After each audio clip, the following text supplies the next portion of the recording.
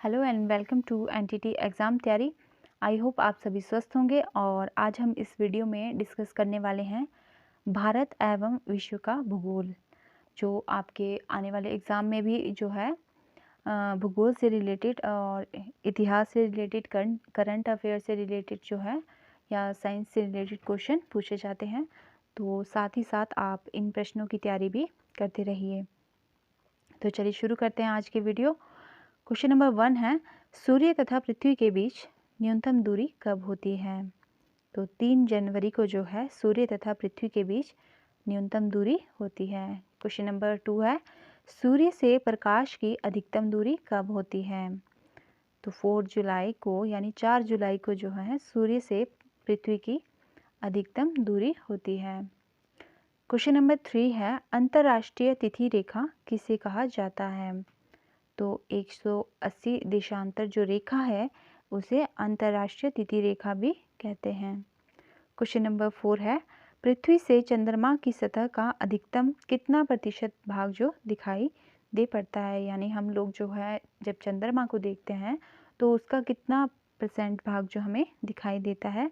तो लगभग जो है 59% जो है भाग ही हम पृथ्वी से चंद्रमा का देखते हैं।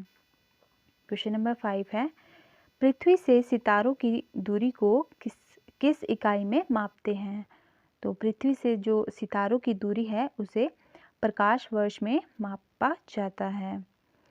क्वेश्चन नंबर 6 है, चंद्रमा की सतह पर किस वस्तु का द्रव्यमान होता है? मतलब जो चंद्रमा की सतह है उस पर वस्तु का द्रव्यमान कैसा रहता है? तो चंद्रमा की सतह पर जो द्रव्यमान है वो स्थिर रहता है, केवल भार में कमी आ जाती है। क्वेश्चन नंबर 7 है, पृथ्वी के निकटतम तारे से प्रकाश को पृथ्वी तक पहुंचने में कितना समय लगता है? तो जो पृथ्वी के निकट जो तारा होता है उसका प्रकाश जब पृथ्वी तक पहुंचता है तो उसमें समय लगता है 4.3 वर्ष जो है उसका प्रकाश पहुंचने में समय लगता है। क्वेश्चन नंबर 8 है, वायुमंडल की परतों का सही क्रम क्या है? तो जो हमारे वायुमंडल में परतें पाई जाती है उसका सही क्रम जो है क्षोभ मंडल, संताप मंडल, चुंबकीय मंडल और बाहरी मंडल यानी बाह्य मंडल। क्वेश्चन नंबर 9 है, अति उच्च ज्वार कब होते हैं? तो ये अमावस्या और पूर्णमासी को जो है अति उच्च ज्वार होते हैं। क्वेश्चन नंबर 10 है, कौन सा धूमकेतु पृथ्वी से प्रत्येक 76 यानी 76 वर्ष के बाद दिखाई देता है? तो हेली जो धूमकेत है वो पृथ्वी से जो है 76 वर्षों के बाद दिखाई दे पड़ता है। क्वेश्चन नंबर 11 है, अधिकांश मौसम घटनाएं जो है किस वायुमंडल में संपन्न होती है? तो क्षोभ मंडल में जो है अधिकांश मौसम से रिलेटेड यानी गर्मी सर्दी की घटनाएं जो है वो वायुमंडल क्षोभ मंडल में ही संपन्न होती है। गर्मी सर्दी बारिश, तो ये सारी घटनाएं जो है क्षोभ मंडल में संपन्न होती है। क्वेश्चन नंबर 12 है, वायुमंडल में उपस्थित कौन सी गैस जो है पराबैंगनी किरणों को अवशोषित करती है? तो ओजोन जो हमारी परत है वो वायुमंडल में स्थित जो पराबैंगनी किरणें हैं उन्हें अवशोषित करती है और जो हमें पराबैंगनी किरणों से बचाती है।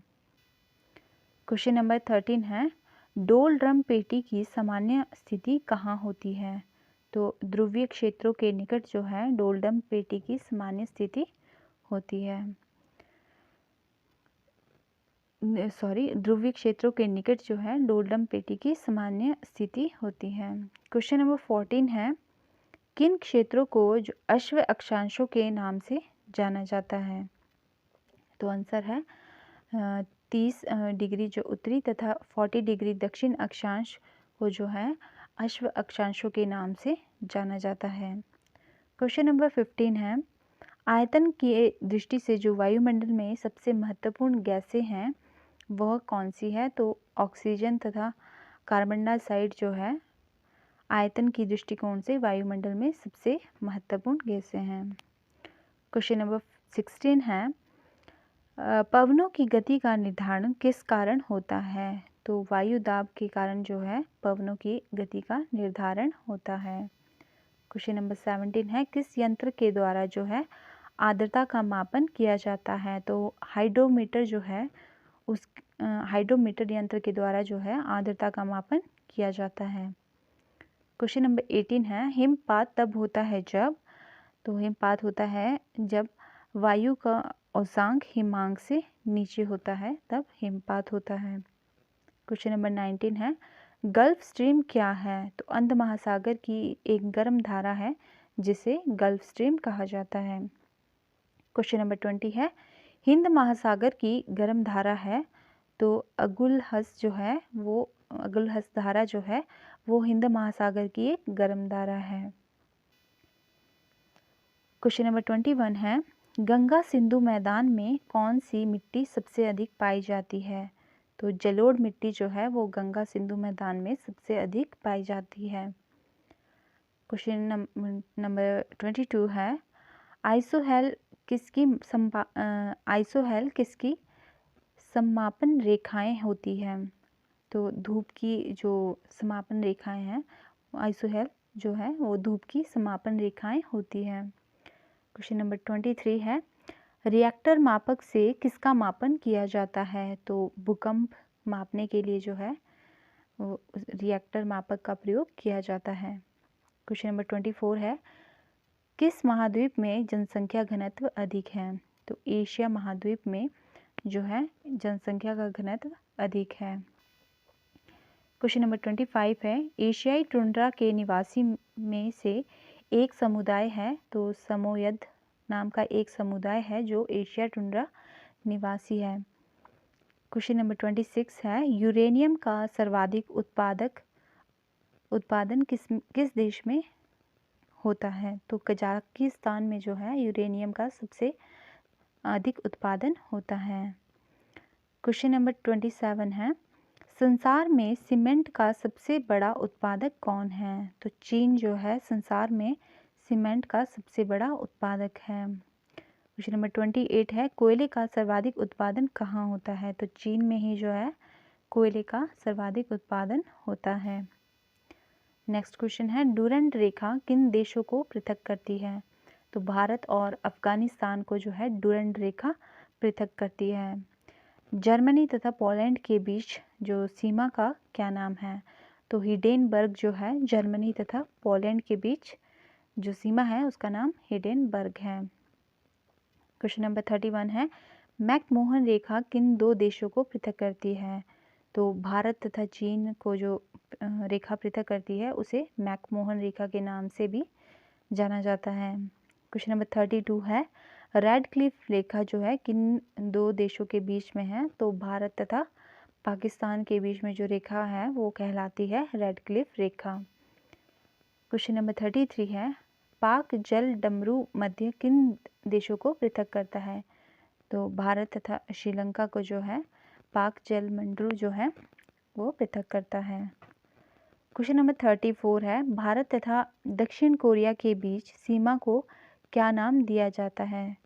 तो उत्तर तथा दक्षिण कोरिया के बीच जो सीमा है उसे क्या नाम दिया जाता है? तो इसे 38वीं अक्षांश रेखा कहा जाता है, जो उत्तर कोरिया और दक्षिण कोरिया के बीच में जो सीमा है। क्वेश्चन नंबर 35 है, 49वीं जो अक्षांश रेखा है किन देशों को पृथक करती है? तो यूएसए तथा कनाडा को जो है 49वीं अक्षांश रेखा जो है इन दोनों देशों को, यूएसए और कनाडा को पृथक करती है। क्वेश्चन नंबर 36 है, लीड्स के उद्योग के लिए प्रसिद्ध है, तो ऊनी वस्त्र जो है वो लीड्स के उद्योग के लिए प्रसिद्ध है। क्वेश्चन नंबर 37 है, किस देश को संसार का चीन का कटोरा कहा जाता है? तो क्यूबा को जो है वो संसार का यानी विश्व का चीन का कटोरा कहा जाता है। क्वेश्चन नंबर 39 है, दक्कन पास किसके मध्य स्थित है? तो दक्षिण तथा लिटिल जो अंडमान है उसके मध्य में जो है वो दक्कन पास स्थित है। क्वेश्चन नंबर 40 है, पैसिफिक रिंग ऑफ फायर का संबंध किससे है? तो ज्वालामुखी तथा भूकंप से जो है पैसिफिक रिंग ऑफ फायर का संबंध है। क्वेश्चन नंबर 41 है, भारत की मुख्य भूमि की तटरेखा कितनी लंबी है, यानी भारत की जो भूमि है उसकी तटरेखा की लंबाई कितनी है, तो उसकी लंबाई है 6100 किलोमीटर।